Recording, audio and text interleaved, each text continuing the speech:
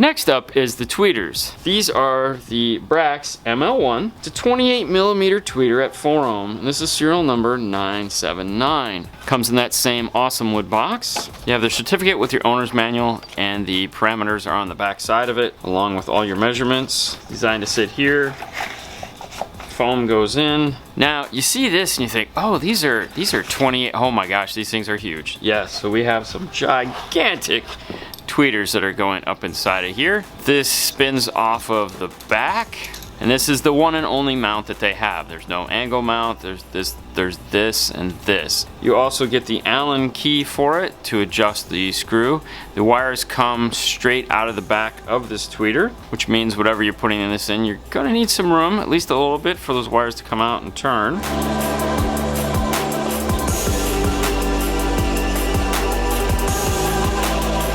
Tweeter that we're replacing is this. It is like an electrostatic. We have tape over it here to keep any of the debris off of it. It's just a bunch of ridges. It has 3 mounting screws, 2 on one side, 1 on the other, kind of like an old school GM radio. And it is solid metal. I mean, this is like a giant, this is probably the beefiest tweeter bracket I've ever seen. When we put the mid-range in the door, we used the router, and that was the best for that. When we put the mid-range in the door, we went to the laser, which was the best for that. This one is a little different because the tweeter that we took out is substantially smaller than the tweeter we're gonna put in. Now you could make A-pillars, you could do anything you want there, but he specifically wants this stuff to go where the factory is. He wants it to look factory. He's going for a stealth system. To do something like this, the laser is definitely the better of the two choices, mainly because we need to conceptualize a little bit, meaning we have a small and we have a large, and we need to kind of morph the two together, which we can really easily do inside of the computer. And that yielded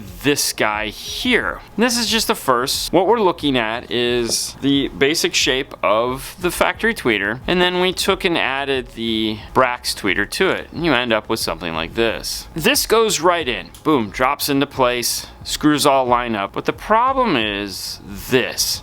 You have a 1/4 inch here, you have another 1/4 inch here, you got like a 1/2 inch of space. The factory grill is not gonna go back on. Because when we look at the factory tweeter, there is about a 1/4 of an inch, but that grill sits right on top of this. So that poses a little bit more of a struggle for us. What to do? Well, after some kicking it around and coming up with different ideas, we came up with this idea here. And the difference on this is the tweeter goes in here. We took away all the frilly stuff like this notch and these things. And this is designed to go in and then come up from the bottom. So we've removed the factory metal brackets. These metal screw points here.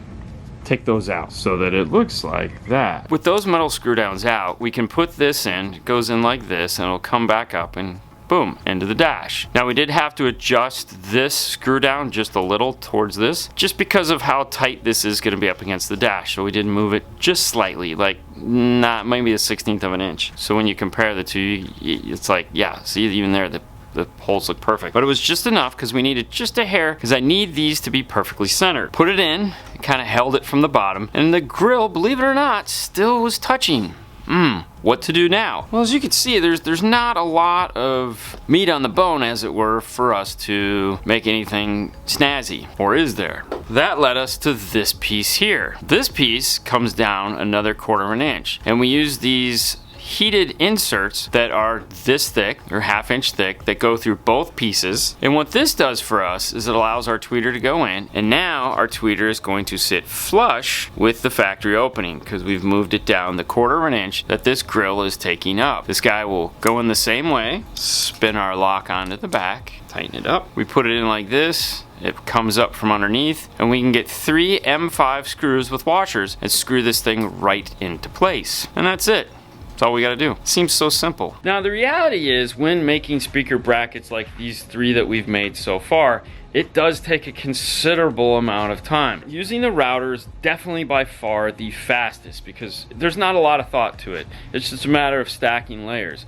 Switching over to the laser though, even though in the end, like, we never have to do that again, it still takes a long time to sit there and draw and use the calipers and figure out and make a piece, see if it fits, go back and redo it. The nice thing is that once it's done, I just hit print and 2 minutes and 40 seconds later, I have an identical one for the passenger side, and I never have to do it again. We've never shown these before. Let's hop back over to the workbench. I'll show you how we assembled this. Also, with the laser, you have a driver and a passenger. So these are mirror images of one another. That's important. When assembling these products, you don't want to make two of the identical if there is something that is a variable. In this case, the variable is where this end is. That little shift makes a big difference. This is the passenger. Just do a quick fit to make sure this is right. Get rid of our center points. And I'm just going to remove the top piece of paper and leave the bottom on so I know which one is bottom, and I will do the same for the piece that I'm going to attach. Line the two up. If you want to put some glue on it at this time, you can. These are the little brass fittings here. A special tip you get for your soldering iron that will heat them up. Once they're hot, take your time. Just kind of twist it in like a screw.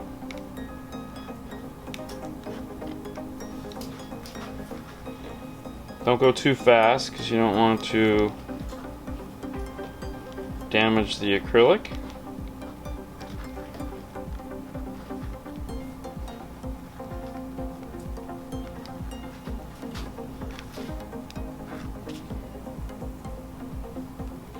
And there's one. It's really convenient to have like a pair of needle nose around because you're just wanting to grab stuff. Don't grab anything, whatever you do. And they do take a couple seconds to heat up. I'll get the rest of these heated up and stuck in, and we'll take a look at it when we're done. With all three in, we end up with this guy here. Our tweeter easily slides into place. Line up our inputs for our wire and spin the lock in. Driver, passenger. I can get these off to Fernando so that he can get them into the car.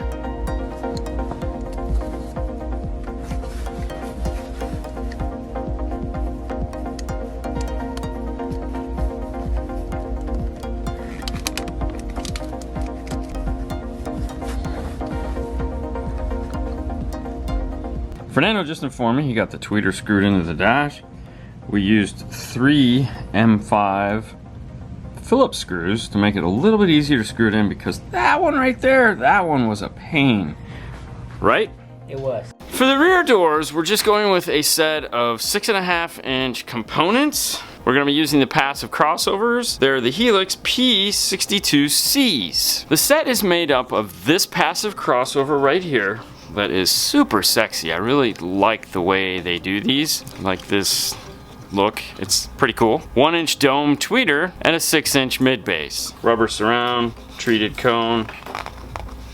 It's a really thick cone. It's a very nice set of speakers. Let's take a look at the rear door and we'll show you how we're going to integrate these in. Fernando already has the door off and is adding in the roadkill. The factory is actually a 3-way set. They have a tweeter located right here, the same mid-range that we took out of the front door, and then there's like a 7-inch from the factory that is mounted to the door, which I'll show you in a second. The tweeter here is kind of small. Since we're not going to be adding in a mid-range, we're just doing a 2-way set, it makes more sense for us to use this area instead of trying to get our bigger tweeter to fit in a smaller location. So for that, we used the same laser template that we made for the front and just added in our tweeter to it. We've moved the tweeter over towards the open grill. The way it sits from the factory is this amount of the speakers actually covered by the door panel. We want to make sure our tweeter is nice and open. This will screw on to there. We've added the foam so that it will couple with the door panel, and these are done. How it was assembled, they have their speaker cup, and we made it out of 1/4 inch. I wanted it to be nice and rigid.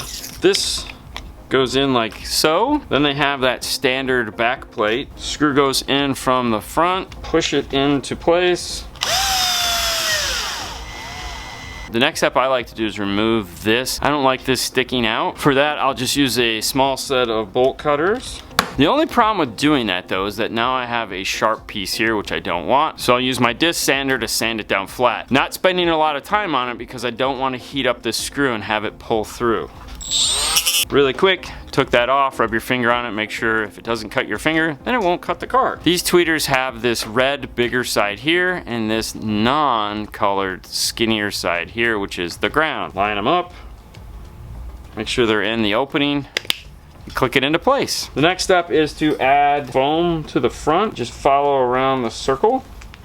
And now we have a set of tweeters for the rear doors. The mid base for the rear is gonna be a little bit more challenging. This is like a miniature version of the front speaker. Uses the same basic technique. It has the metal driver inside of the plastic housing, as well as it's soldered in. And I think what I'm gonna do is basically make the same style mount that I did for the front door for the rear door. So if you didn't watch that video, make sure you go and check that out. Let's see what it looks like now that I'm done. And here it is, a smaller version of what was in the front door. This one is a 1/2 inch thinner than the front door. So there's 2 pieces for the back, 1 piece for the front, along with the back piece made out of 1/4 inch ABS. Our Helix speaker drops right into place.